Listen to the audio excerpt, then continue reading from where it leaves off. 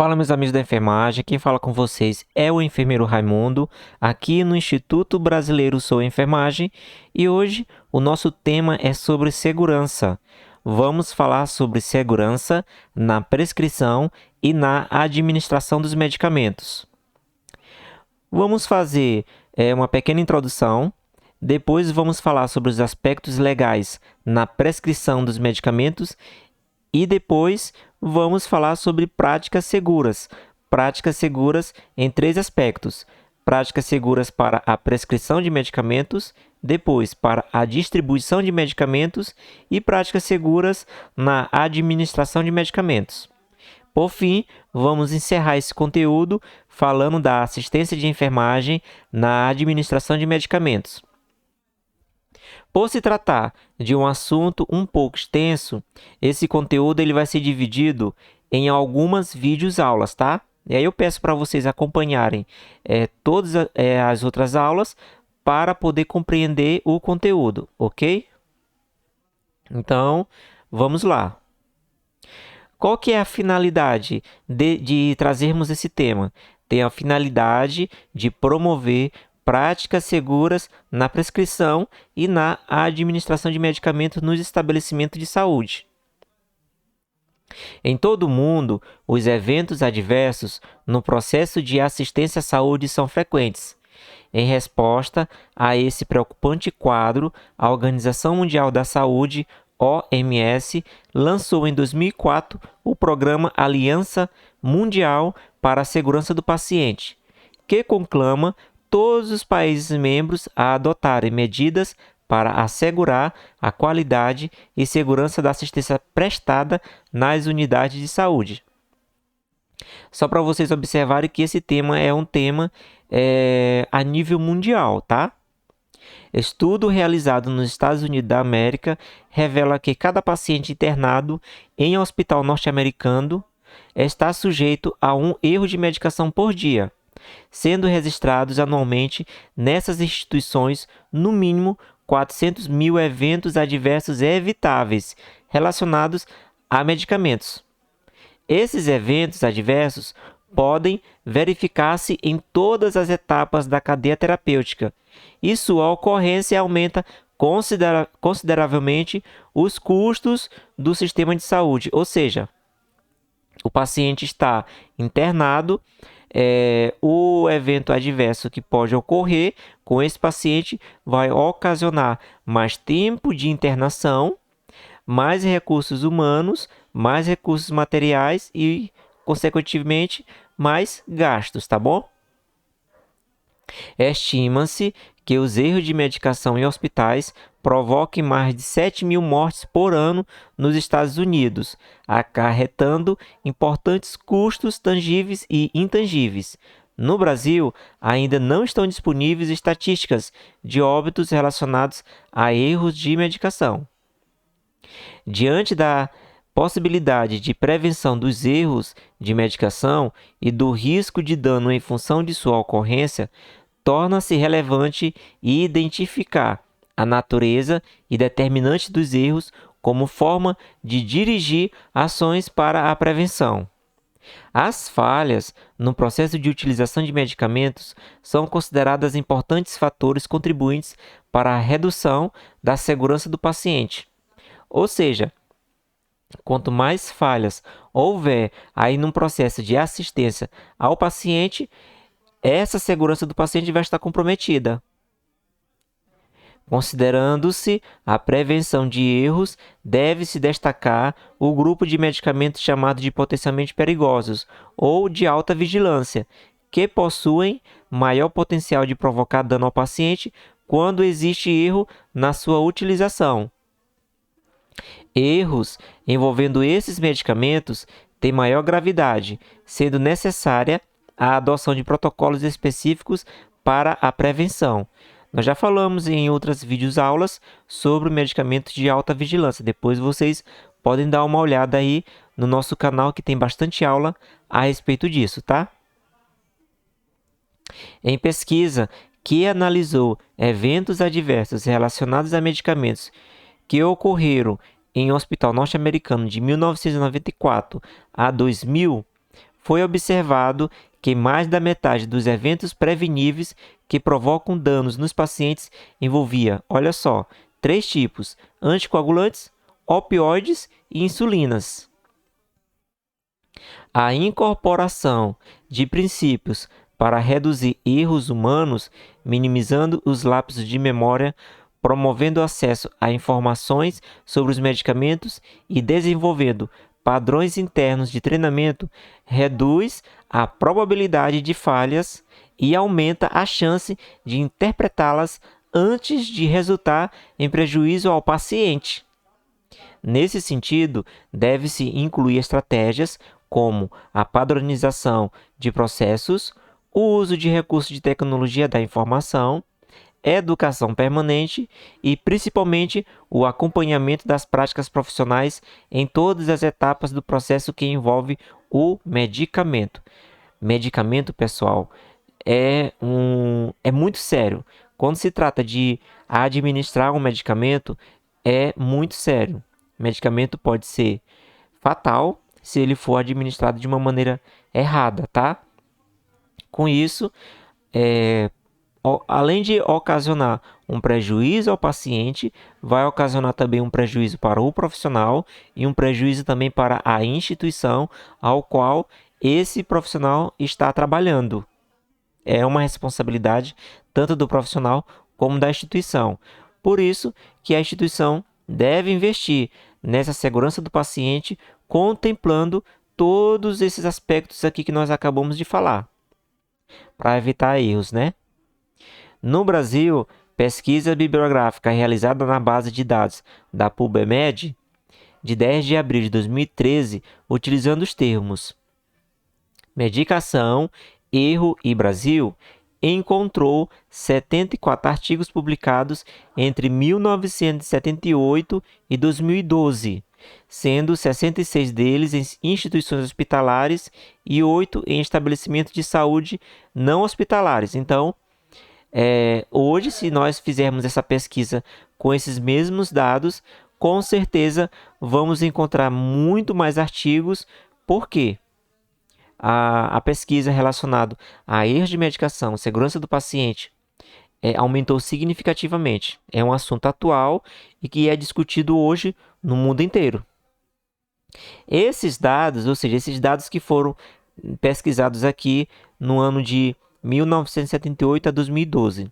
Esses dados revelam a necessidade de maior estímulo à pesquisa e publicação nacional nesse importante campo de investigação como forma de conhecer a situação da segurança do uso de medicamentos. Não só conhecer a situação, mas também propor soluções. É para isso que a gente faz as pesquisas, tá? Então, no final da nossa introdução, aplicar protocolo de segurança na prescrição, uso e na administração de medicamentos deve ser uma prática a ser aplicado por todos os estabelecimentos que prestam cuidado à saúde, em todos os níveis de complexidade, em que os medicamentos sejam utilizados para profilaxia, exames diagnósticos, tratamento e medidas paliativas, levando sempre em sua formulação as recomendações do Ministério da Saúde e da Anvisa. Inclusive, esse material aqui que eu estou apresentando para vocês, esse material aqui que foi elaborado, que está sendo apresentado nessa aula, ele foi elaborado segundo protocolos do Ministério da Saúde e da Agência de Vigilância Sanitária. Agora, nós vamos falar dos aspectos legais na prescrição.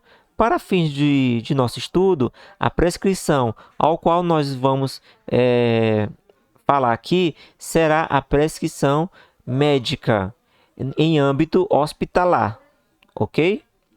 Mas o que significa prescrição? Prescrição vem da palavra prescrever. Prescrever é um verbo que significa ordenar antecipadamente e explicitamente, dar ordem ou determinação para que se faça algo ou alguma coisa. Estabelecer, determinar, preceituar. Esses são os significados da palavra prescrever. Daí que se vem a prescrição. E prescrição, existe vários tipos. Existe a prescrição médica, que essa é elaborada, realizada pelo médico. Existe a prescrição de enfermagem, que é elaborada pelo enfermeiro ou pela enfermeira. E existe também prescrição no âmbito do direito, quando fala que um crime prescreveu, tá certo? Então, a palavra prescrição, ela pode ser utilizada em vários ramos. Aqui, para fim de nosso estudo, vamos falar da prescrição médica no âmbito hospitalar e finalizando com a prescrição de enfermagem.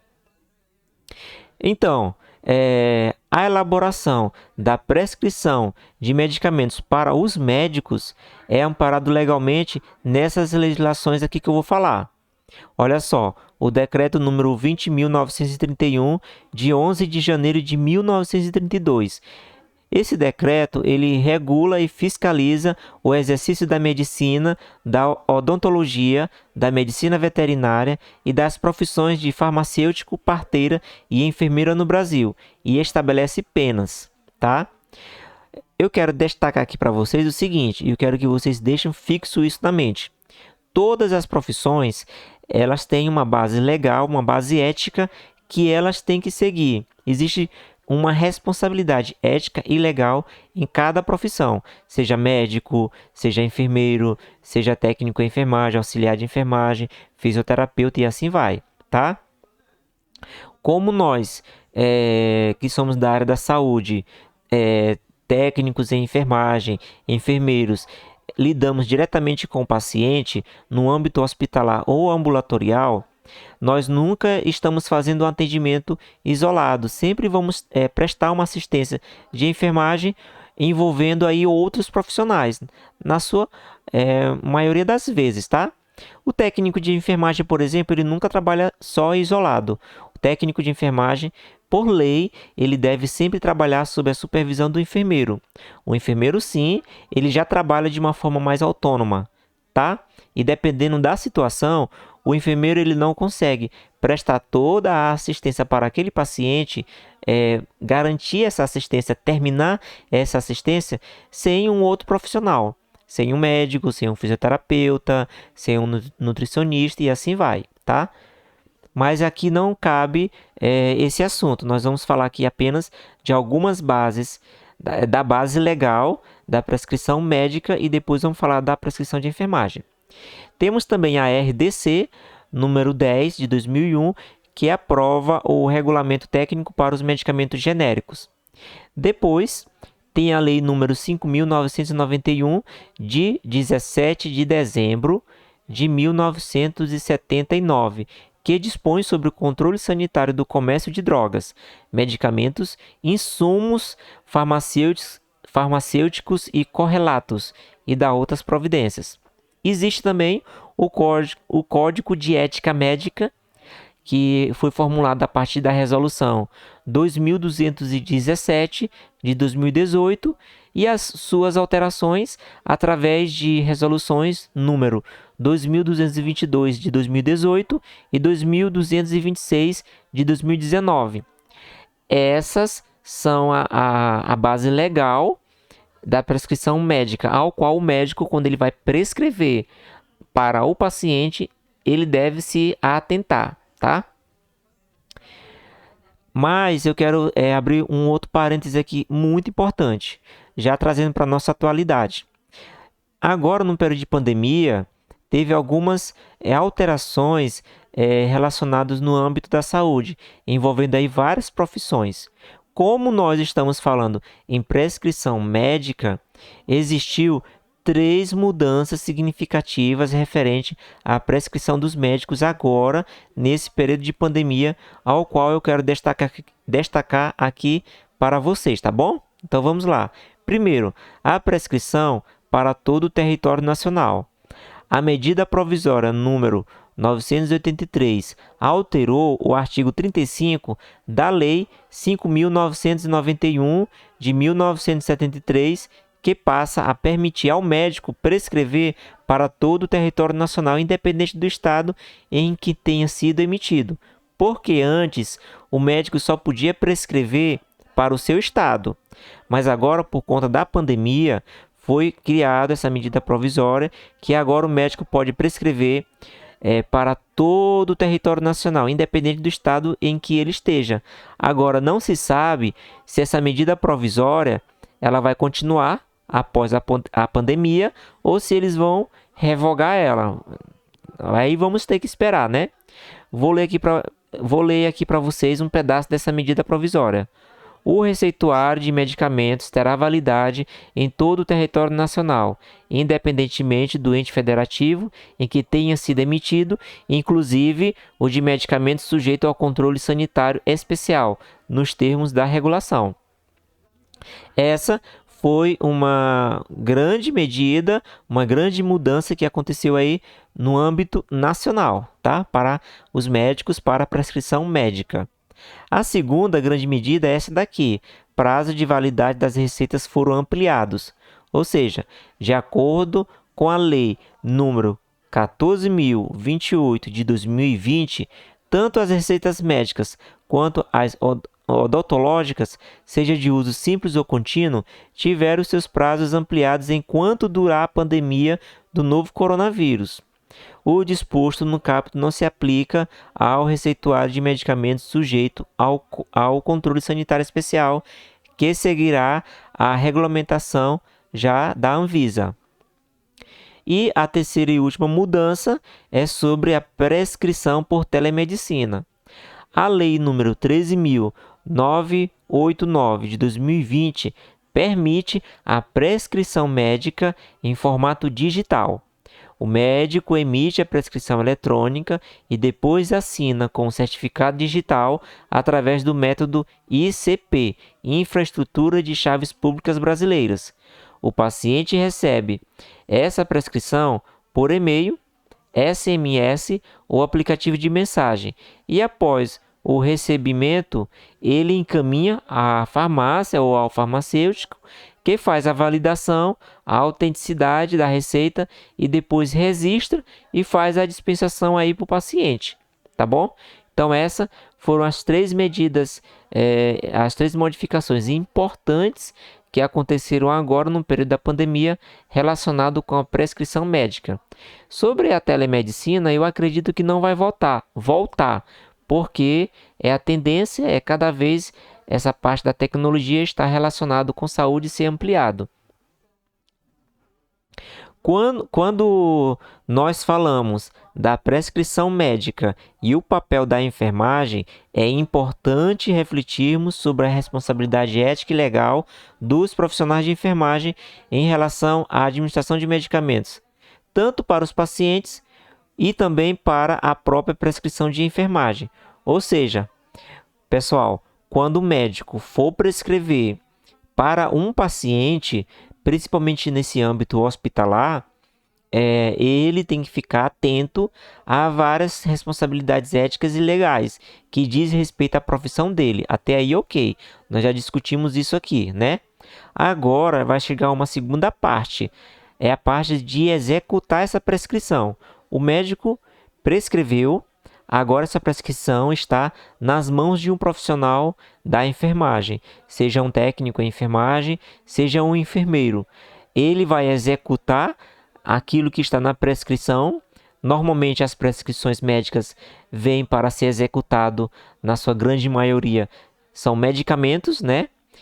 E a enfermagem, ao executar essa prescrição, também tem que levar em consideração a sua própria responsabilidade ética e legal. Não é só responsabilidade do médico, porque o médico fez a prescrição. Agora vai caber à enfermagem executar, e a enfermagem, quando for executar essa prescrição, ela tem que fazer de acordo com a sua responsabilidade ética e legal. Se nesse momento de administrar a medicação for administrado de uma forma errada, porque o médico não vai se responsabilizar por isso, ele prescreveu. Agora é a enfermagem.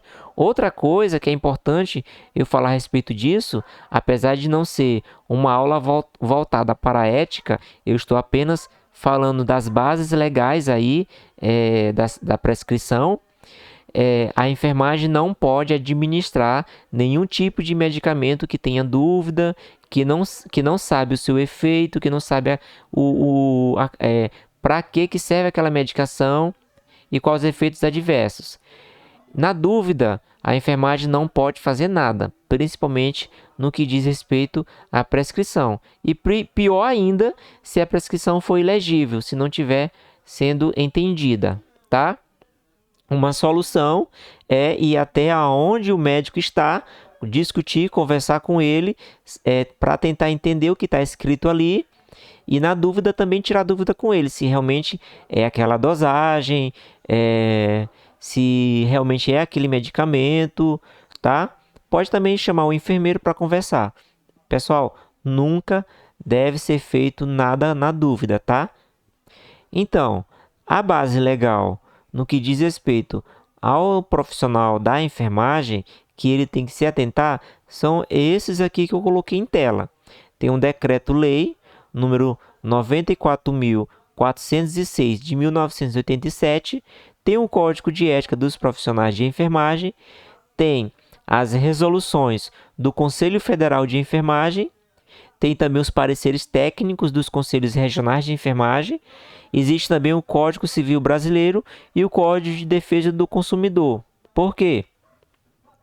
Pessoal, você é um profissional que está prestando uma assistência ao paciente e está prestando um serviço, seja um serviço público ou privado, é um serviço que você está prestando. Se esse paciente se sentir lesionado, se ele sofrer algum dano, ele pode acionar a parte administrativa da instituição para abrir aí um processo administrativo para ser investigado o que aconteceu, né? E em outras situações, ele também pode levar para âmbito externo, fora do hospital. E aí cai no âmbito jurídico, o Código de Defesa do Consumidor, o Código Civil, e aí é processo, tanto para o profissional como para a instituição. Quando falamos em segurança do paciente, estamos falando também em segurança do profissional. Olha só o título da nossa aula aqui do nosso assunto. É segurança na prescrição e na administração do medicamento. Isso para que esse paciente possa ser bem assistido. Segurança para esse paciente também é segurança para o profissional, porque se o profissional fizer algo de errado, ele vai sofrer as consequências. E depois a própria instituição ao qual o profissional está ali ligado, trabalhando. E igual eu já falei anteriormente, tá? Agora nós vamos começar falando das práticas seguras. Nós vamos encerrar essa aula falando agora sobre as práticas seguras para a prescrição de medicamentos. São 3 tipos de práticas seguras. Práticas seguras para a prescrição, que é esse assunto que nós vamos entrar agora. Depois vamos falar sobre práticas seguras na distribuição desses medicamentos. E, por fim, práticas seguras na administração dos medicamentos, tá? Vamos entrar agora nesse conteúdo sobre práticas seguras na prescrição dos medicamentos. E como falei, estamos aqui focados na prescrição hospitalar, muito mais voltado para o médico, tá? As prescrições, quanto ao tipo, classificam-se como urgência e emergência, são aquele tipo de prescrição que indica a necessidade de início imediato do tratamento, geralmente possui dose única, tá? É aquele paciente que dá entrada ali no pronto-socorro, numa UPA, que precisa de um atendimento para aquele momento, que está sentindo uma dor, e o médico vai lá, tipo, prescreve uma dipirona intramuscular. Aí o paciente melhorou, já vai embora, tá certo? Temos também a prescrição, caso necessário, quando o tratamento prescrito deve ser administrado de acordo com uma necessidade específica do paciente, considerando-se o tempo mínimo entre as administrações e a dose máxima. Tipo, o paciente entrou com febre, e aí o médico prescreve uma ampola de dipirona, aí ele já deixa prescrito uma segunda ampola de dipirona, e aí ele já deixa o tempo que deve ser realizado e a temperatura, se por acaso o paciente continuar com febre. Deixa eu continuar. Baseadas em protocolos, existem aquelas prescrições que são baseadas em protocolos que já são pré-estabelecidos com um critério de início do uso, de curso e de conclusão, sendo muito comum em quimioterapia. Tem também aquela prescrição padrão, aquela que inicia um tratamento até o prescritor interromper e modificar essa prescrição, acrescentando ou modificando mesmo, seja a dosagem ou a frequência dessa medicação. A prescrição padrão com data de fechamento, quando indica o indício, quando indica o início e o fim do tratamento, sendo amplamente usada para prescrição de antibióticos em meio ambulatorial, tipo antibiótico para você tomar esse antibiótico de 8 em 8 horas durante 7 dias ou durante 10 dias, tá? A verbal, essa verbal é que nós temos que tomar muito cuidado. A verbal, a prescrição verbal, utilizada em situações de emergência, sendo escrita posteriormente em decorrência, possui elevado risco de erros e deverá ser restrita às situações para as quais é prevista. A prescrição verbal deve ser utilizada apenas em situações de emergência, ou seja, o médico fala, faz uma dipirona nesse paciente aqui, agora. Aí a gente vai lá e faz, não está prescrito, mas a gente tem que cobrar esse médico para prescrever posteriormente. E aí acontece do profissional de enfermagem esquecer, do médico esquecer, entendeu? Por isso que deve ser realmente utilizada esse tipo de prescrição somente quando for muito necessário, tá? Quanto à origem da prescrição, ela pode ser uma prescrição ambulatorial, hospitalar ou proveniente de outros estabelecimentos de saúde, tá? Os medicamentos prescritos podem ser medicamentos fabricados pela indústria, os magistrais ou farmacopeicos. Agora nós vamos falar sobre os itens que vêm nessa prescrição. Nós já falamos sobre o tipo de prescrição, a origem da prescrição, né? Agora a gente vai falar os itens que compõem essa prescrição. O primeiro deles é a identificação do paciente. A identificação do paciente na prescrição realizada em ambulatório deve conter no mínimo as seguintes informações: o nome completo do paciente, o endereço e a data de nascimento.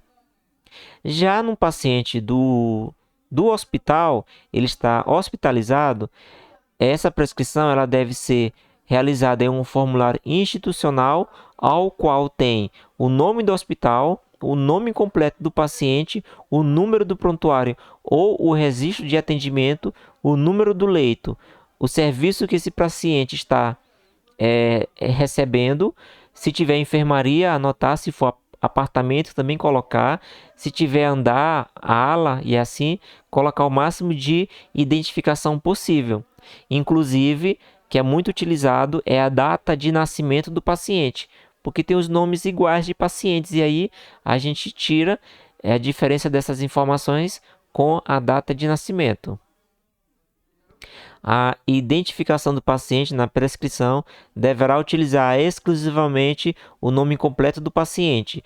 A utilização do nome incompleto e do nome abreviado deve ser excluída da prática cotidiana dos estabelecimentos de saúde. Para os pacientes que são admitidos nas unidades de saúde sem possibilidade de identificação, que são em situações de emergência, de tragédia, deve-se adotar códigos diferentes por paciente, acrescidos minimamente do número de prontuário ao registro de atendimento. Nessa situação específica, algum dispositivo deve ser utilizado de forma que fique aderido ao corpo do paciente, a codificação definida na unidade para identificá-lo provisoriamente. Entendeu? Eu trabalhei no hospital quando o paciente ele chegava vítima de acidente e não se encontrava nenhum documento desse paciente, a prescrição dele vinha como não identificado. Só que aqui está falando, já pensou se aparece vários pacientes como não identificado em um plantão de 12 horas?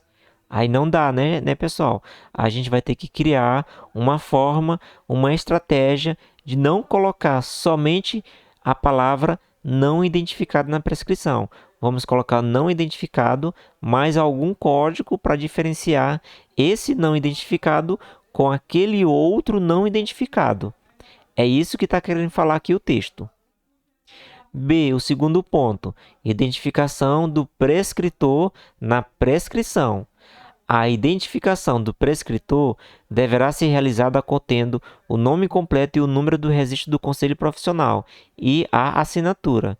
Esse registro poderá ser um manuscrito ou com a utilização de carimbo contendo os elementos de identificação. A identificação do prescritor deverá ser legível para conferir autenticidade à prescrição. C. Na prescrição ambulatorial e hospitalar deverá constar a identificação completa do estabelecimento de saúde, nome, endereço completo e telefone, para que o paciente possa manter contato com os profissionais de saúde para esclarecimento de dúvidas posteriores. D. Identificação da data da prescrição. A data da prescrição é imprescindível para conferir validade à mesma. Em meio ambulatorial, a validade da prescrição deve ser definida e registrada na própria prescrição pelo prescritor. A data na prescrição é imprescindível para a dispensação e a administração dos medicamentos, assegurando-se de que foi indicada está baseada na avaliação médica no dia em que foi emitida a prescrição. A supressão da data na prescrição está relacionada à ocorrência de vários erros de medicação, entre eles a permanência da utilização de medicamentos por tempo inadequado e a administração de medicamentos sem indicação para a condição clínica do paciente. Letra E. Legibilidade. Esse aqui também é um assunto muito sério. Problemas na legibilidade da prescrição podem comprometer a comunicação entre prescritor e paciente e entre o prescritor e demais profissionais de saúde, como por exemplo a enfermagem, sendo geradora importante de erros de medicação, sobretudo a troca de medicamentos com nomes parecidos. Quando a prescrição possui medicamentos potencialmente perigosos ou aqueles medicamentos também chamados de alta vigilância, os erros ocasionados pela legibilidade inapropriada podem ser graves e até fatais. Recomenda-se a utilização de prescrições digitadas e eletrônicas como forma de melhorar a legibilidade das mesmas. Nesses casos, recomenda-se para a impressão o uso de formulários sem pauta, para evitar erros de medicação ocasionados pelo encontro das linhas com letras e números da prescrição. O uso da impressão frente e verso para a prescrição não é recomendado, pelo elevado risco de omissão, ou seja, o não cumprimento integral da prescrição, porque o profissional não se atentou em virar a prescrição, porque ele não sabia que ali atrás também tinha a continuidade dessa prescrição. Por isso que não é legal, não é recomendado fazer prescrição frente e verso. A utilização de prescrição pré-digitada é uma opção que pode diminuir alguns tipos de erros de medicação. A prescrição manual pode levar a elevado número de erros, ainda que parte delas possa ser legível. A prescrição carbonada não é recomendada. Se o estabelecimento de saúde não tiver alternativa à prescrição carbonada, deve-se verificar a legibilidade da informação que consta na segunda via. Nesse caso, sugere-se a utilização do papel já carbonado, produzido em gráfica para assegurar a adequada legibilidade e segurança da prescrição. Porque a segunda via vai para a farmácia e a farmácia tem que mandar a medicação de acordo com o que está na prescrição.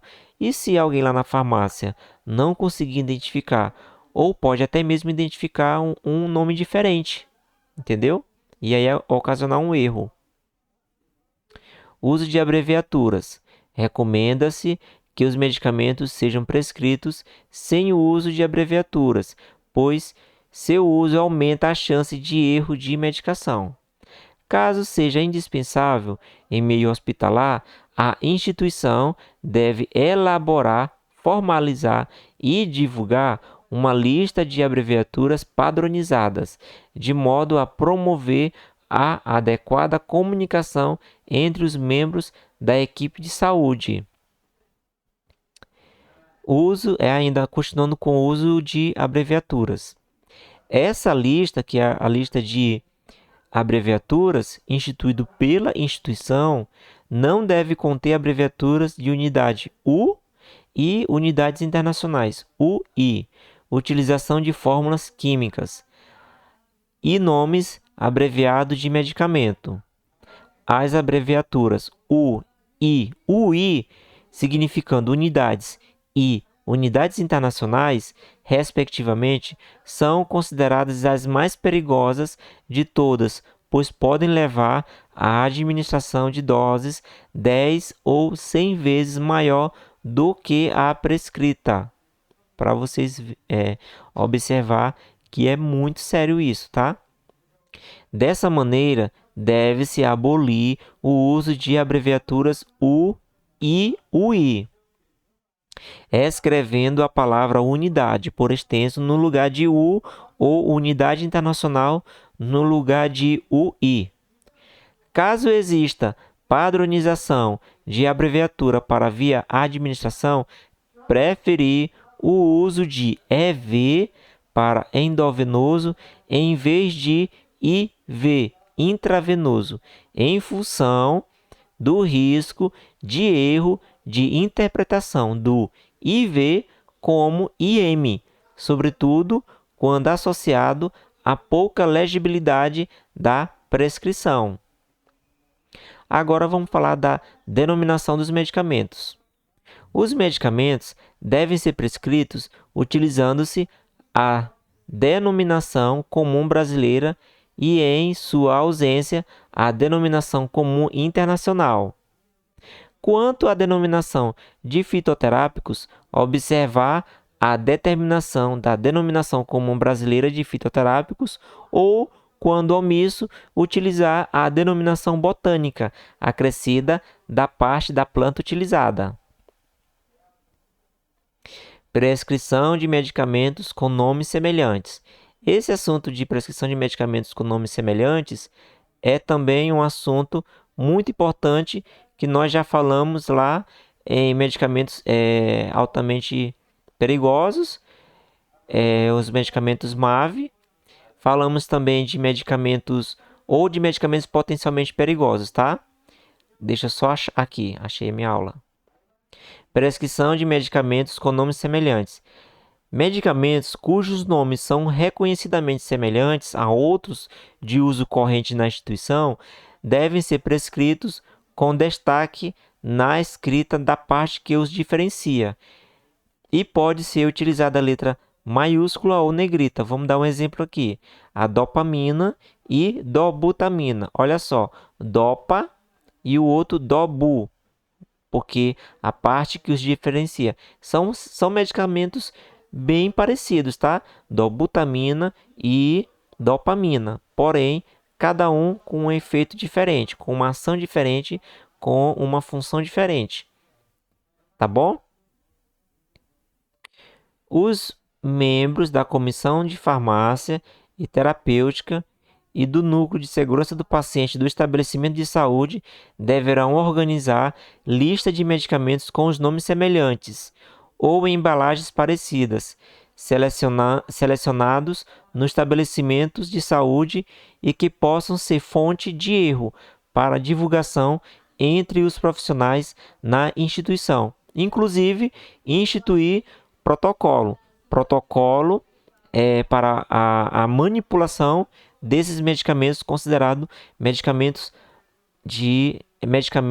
altamente perigosos ou medicamentos de alta vigilância.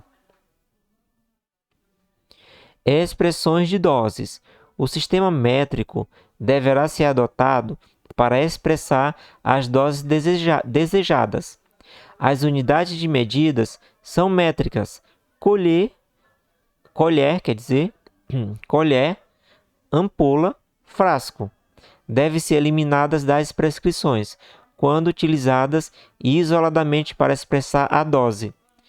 A utilização da forma farmacêutica ampola, frasco, comprimido e outros na prescrição deve ser acompanhada de todas as informações necessárias para a dispensação e a administração segura.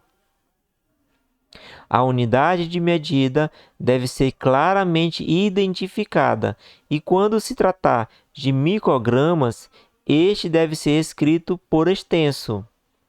Ao prescrever doses ou volumes com números fracionados, por exemplo, 2,5 ml, observar nas duas vias da prescrição se a vírgula está bem posicionada e clara, para evitar erro de dose, na qual a dose de 2,5 ml, que é 2 ml e meio, possa ser interpretada como 25 ml, por conta da vírgula, né?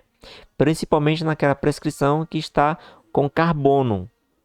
Não utilize ponto em substituição à vírgula, pois aumenta o risco de erro. Para definir a concentração de um medicamento, o uso do zero antes da vírgula ou ponto deve ser evitado, pois pode gerar confusão e erro de 10 vezes na dose prescrita. Exemplo, recomenda-se prescrever 500 mg em vez de 0,5 grama, pois a prescrição de 0,5 grama pode ser confundida com 5 gramas. Alergias. Agora vamos falar sobre alergias. Deve-se registrar com destaque na prescrição as alergias relatadas pelo paciente, familiares ou cuidadores. Olha só, possa ser que aconteça do médico esquecer de perguntar para o paciente se ele é alérgico. E aí ele acabar colocando uma medicação que o paciente é alérgico.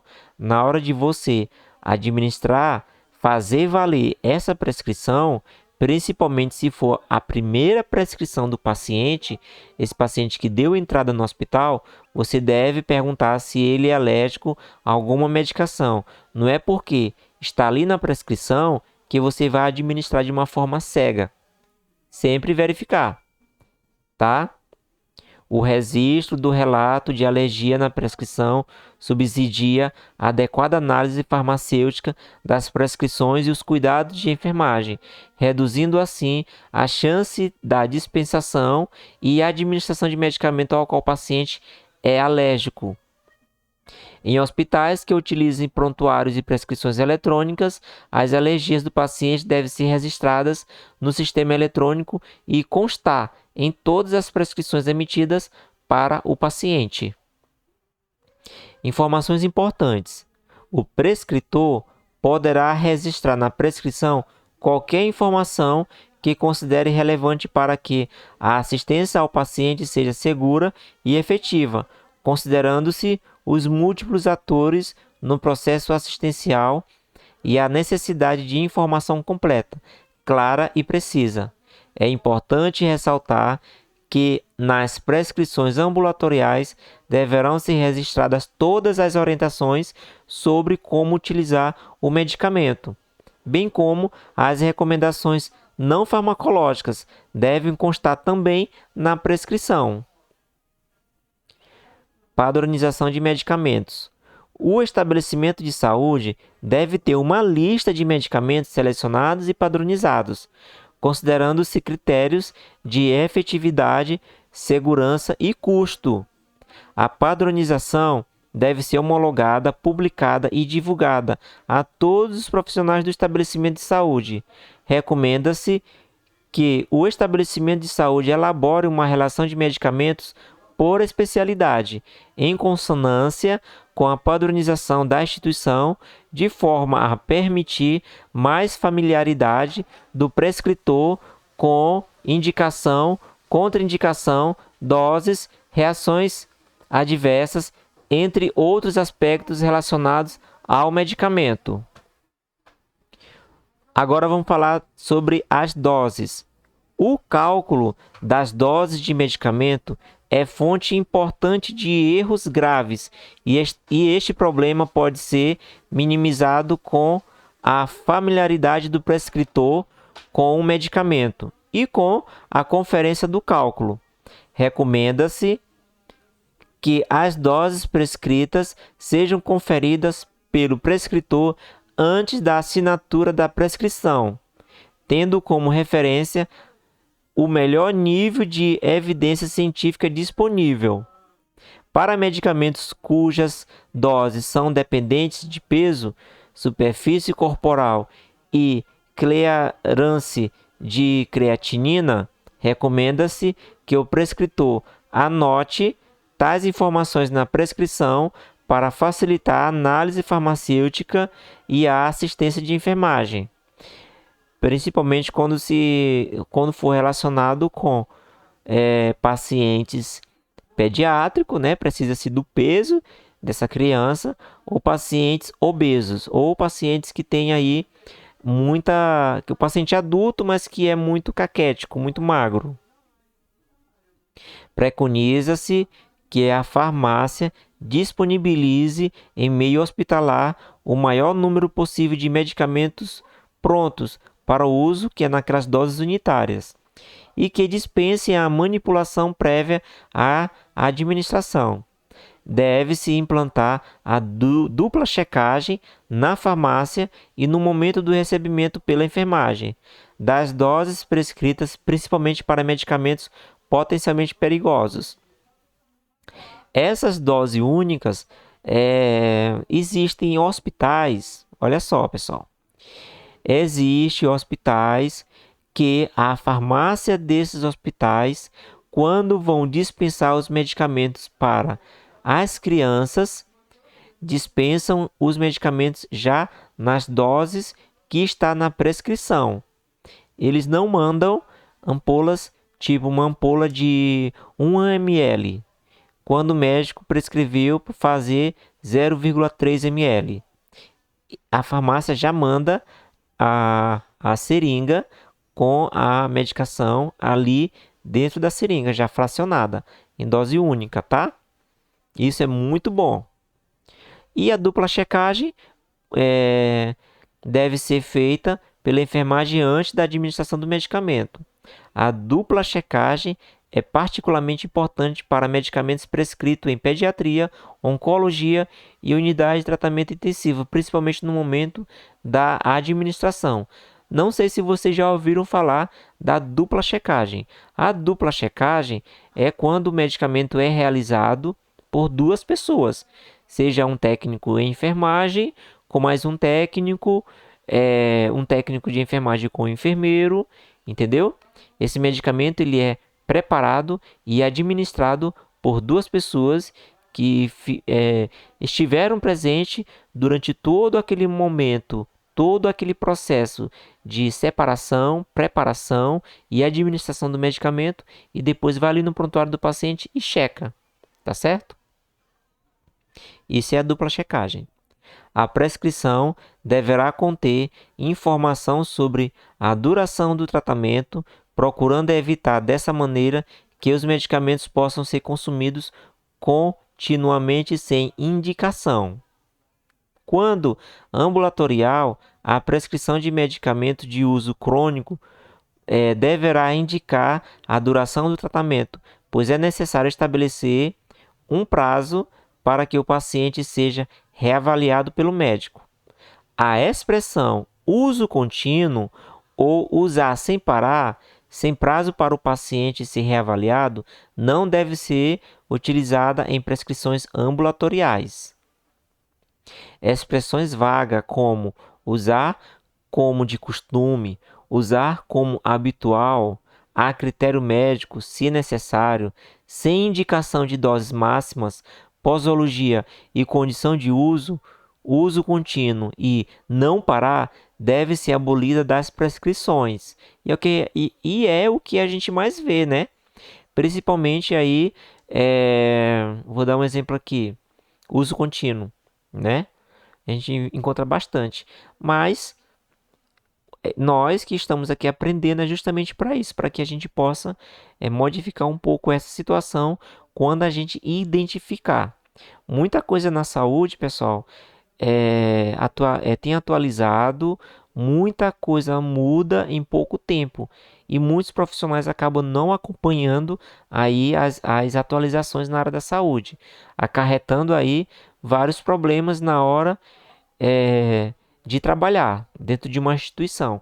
Isso também depende muito da instituição. Se a instituição for uma instituição séria, que está acompanhando a atualização e levando até os profissionais essas atualizações, é fácil. Agora, quando a instituição é uma instituição que ainda está atrasada, mas mesmo que os profissionais estejam atentos a essas modificações, a gente não consegue implantar a instituição como um órgão máximo do nosso ambiente de trabalho, é a primeira que deve aderir a essas atualizações, às normas, às rotinas, aos protocolos, aos POPs, né? E aí os trabalhadores, através da instituição, alcançar a educação continuada e receber aí os treinamentos necessários. Quando for preciso utilizar a expressão se necessário, deve-se obrigatoriamente definir a dose, a posologia, a dose máxima diária. Deve estar claramente descrita a condição que determina o uso ou a interrupção de um medicamento. Exemplo: paracetamol comprimido de 500 mg uso oral. Administrar 500 mg de 6 em 6 horas, se temperatura é igual ou acima de 37,5 graus Celsius. Dose máxima diária de 2 gramas, ou seja, 4 comprimidos de 500 mg. Vamos falar agora sobre a posologia. Recomenda-se que a posologia desejada para o medicamento seja prescrita, observando-se doses máximas preconizadas e a comodidade do paciente. Dentro do possível, recomenda-se prescrever medicamentos com menor número de doses diárias, para maior comodidade do paciente e menores riscos de erro de administração. A utilização de um menor número de doses diárias facilita a adesão do paciente ao tratamento. Isso para pacientes que têm uma prescrição ambulatorial, né? Na diluição. Para medicamentos de uso endovenoso, intramuscular subcutâneo e em neuroeixo e plexo nervosos, a prescrição deverá conter informações sobre diluente, o tipo de diluente, velocidade e tempo de infusão para os medicamentos endovenosos. A reconstituição e diluição dos medicamentos é etapa importante e que gera impacto sobre a estabilidade e até mesmo sobre a efetividade dos medicamentos, pois em alguns casos a incompatibilidade leva à diminuição ou à perda da ação farmacológica aí do medicamento. Vamos falar agora sobre a velocidade da infusão.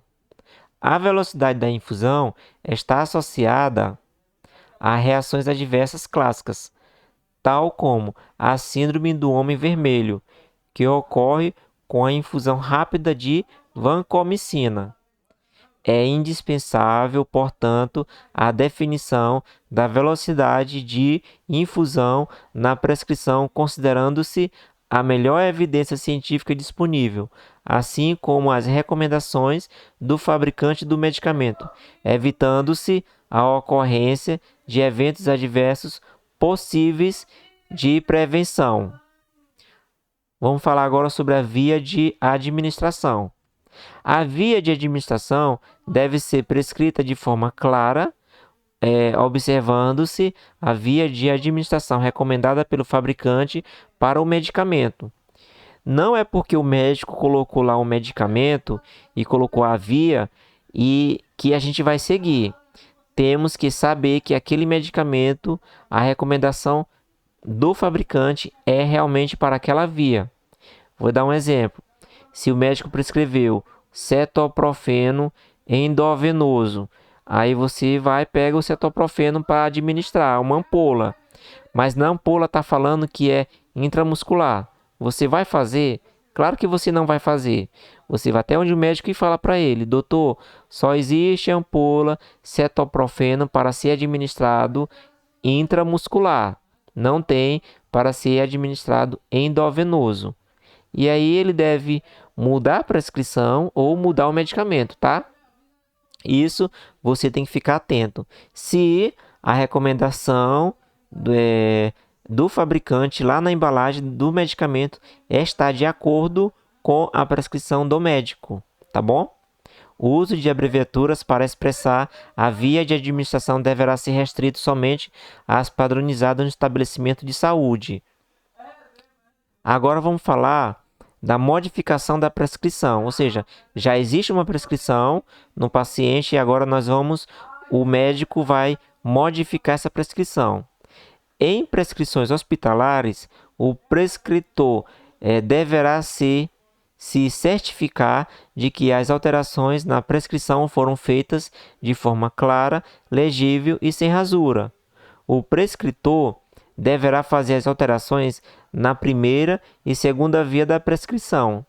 A suspensão ou alteração na prescrição de um medicamento somente na via disponível para a enfermagem pode acarretar erro na dispensação e aumentar o risco de erro de administração. Em meio ambulatorial, nunca deve ser feita modificação ou rasura na mesma receita. Caso seja necessária alguma alteração na terapêutica, nova receita deverá ser emitida e a anterior suspensa. As prescrições verbais devem ser restritas às situações de urgência e emergência, que foi o que a gente já discutiu aqui, né? Mais cedo. Devendo ser imediatamente escritas no formulário da prescrição após a administração do medicamento. A prescrição verbal deve ser validada pelo prescritor assim que possível, quando a ordem verbal for absolutamente necessária. O prescritor deve falar o nome, a dose e a via de administração do medicamento de forma clara. Quem recebeu a ordem verbal deve repetir de volta o que foi dito para ser confirmado pelo prescritor antes de administrar o medicamento. Porque é muito sério, né, pessoal? O médico pode falar e você pode entender errado. Então, você sempre vai repetir: doutor, o senhor pediu isso, isso, isso. Aí ele fala assim: é isso mesmo. Aí você vai lá e faz. Pontos de transição do paciente. O que são pontos de transição? É aquele momento que o paciente chega, tá? Olha só, na admissão do paciente na unidade de saúde, deverão ser relacionados quais medicamentos o paciente está usando antes da internação, objetivando-se avaliar a necessidade da continuidade ou suspensão do uso dos mesmos. Os pacientes devem ser orientados a não permanecerem com seus medicamentos na unidade hospitalar, em virtude do risco de utilização de doses duplicadas, quando administradas pela equipe de enfermagem e, paralelamente, por cuidador, que é o acompanhante, ou pelo próprio paciente, e ainda pelo risco do uso de medicamentos não indicados para a condição clínica atual daquele paciente, tá? No âmbito ambulatorial, chama-se de ponto crítico quando ocorre transição do paciente entre os níveis de atenção primária, secundária ou terciária, sendo fundamental a realização dos encaminhamentos resolutivos entre as diferentes unidades de saúde e que a atenção básica seja a coordenadora do cuidado do usuário. Para tal, o prescritor deverá elaborar detalhado histórico farmacoterapêutico do paciente, podendo contar com a colaboração do farmacêutico, que deverá fazer a conciliação dos medicamentos, tá? Na transferência do paciente entre leitos, entre duas unidades de uma mesma instituição hospitalar e entre instituições hospitalares distintas, as seguintes ações devem ser realizadas: encaminhar resumo da internação e o prontuário atualizado e organizado, transferência interna, bem como resumo da alta em caso de transferência externa, como forma de melhor orientar a nova equipe que vai prestar assistência ao paciente. O prescritor deverá elaborar detalhado histórico do plano terapêutico medicamentoso do paciente, podendo, para isso, contar com a participação do farmacêutico. Agora, olha só, abrindo um parênteses aqui muito importante. Os pontos de transição dos pacientes no hospital, na admissão à alta ou na mudança de local de internação, são considerados críticos, pois frequentemente nessas mudanças ocorrem expressivo número de erros de medicação, devido a informações incorretas ou incompletas sobre os medicamentos utilizados pelo paciente, considerando-se principalmente a omissão ou duplicidade de doses.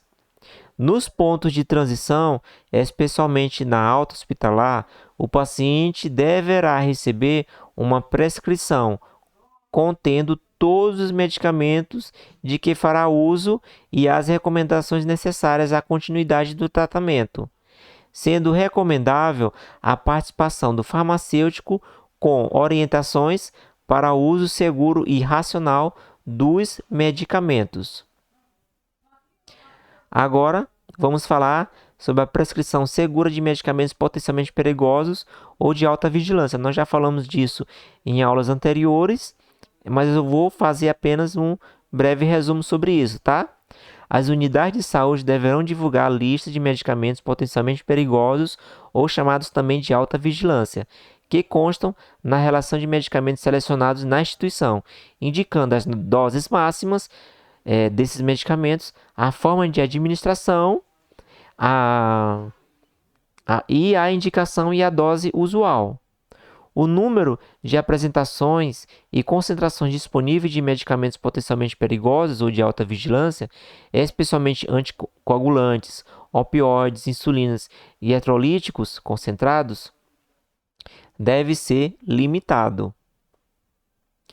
As doses dos medicamentos potencialmente perigosos ou de alta vigilância deverão ser conferidos com dupla checagem. Nós já conversamos sobre isso aqui na nossa aula de hoje, na fase dos cálculos para a prescrição e análise farmacêutica da prescrição para a dispensação.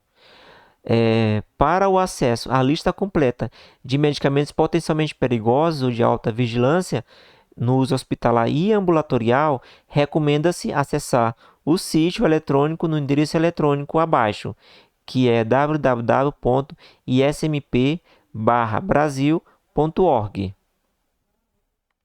Bom, nós vamos terminar por aqui a nossa aula sobre prática segura para a prescrição de medicamentos.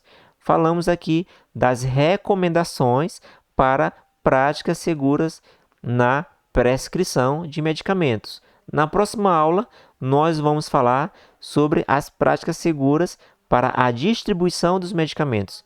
Eu espero que vocês tenham gostado aí da aula, né? É uma aula um pouco extensa, por isso foi dividida em várias aulas. Nós usamos aí algumas referências do Ministério da Saúde e da Anvisa. Sigam aí nas nossas redes sociais. Comentem aí, deixe os seus comentários aí do que você achou. Se você tiver alguma dúvida, pode mandar que a gente responde, tá certo? Até mais então e até a próxima.